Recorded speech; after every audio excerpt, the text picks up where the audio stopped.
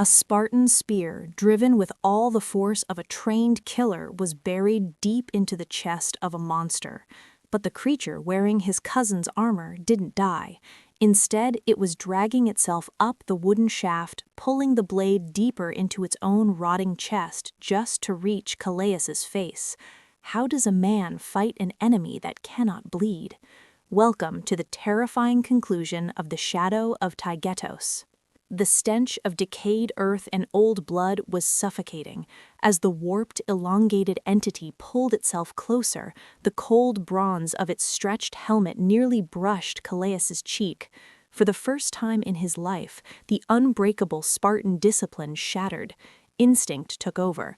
Letting go of the spear shaft, Callias ripped his heavy oak shield upward, driving the brass rim directly into the underside of the creature's jaw. The impact was like striking solid rock, but the sheer, desperate violence of the blow threw the entity backward into the snow. It hit the ground with a heavy, unnatural thud, the wooden spear snapping in half under its weight. A Spartan never retreats. It is the ultimate disgrace. But the Crypteia was a test of survival, not a battlefield formation. Callias drew his short iron sword, but he did not advance.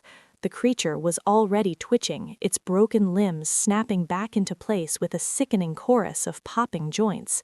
It began to rise, the hollow, grinding voice of his dead cousin echoing from beneath the dented helmet.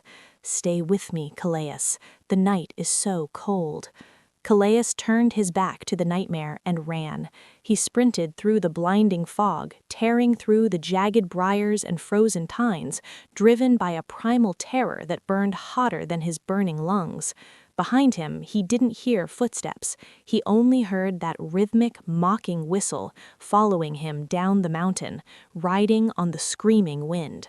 Callias survived the Crypteia. He returned to the city-state of Sparta alone, starved and covered in scars he refused to explain. The elders assumed Brasidas had fallen to a pack of wolves or the harsh winter elements, and Callias let them believe it. He went on to become a legendary hoplite, his shield forming the impenetrable wall of the Spartan phalanx in countless wars. He lived a long, bloody life, respected and feared by men across Greece. But the truth was, Callias never slept with his fire extinguished, and even as an old man, surrounded by the safety of his army, if the wind blew through the camp and carried the faint sound of a whistle, the great Spartan would freeze, his eyes wide, waiting for the shadows to speak his name. True horror doesn't end when you escape the woods, it follows you home. Mount Tygetos still stands today, hiding its ancient frozen secrets in the fog. Would you have the courage to survive a night on the mountain? Let me know what you think happened to Brasidas in the comments below.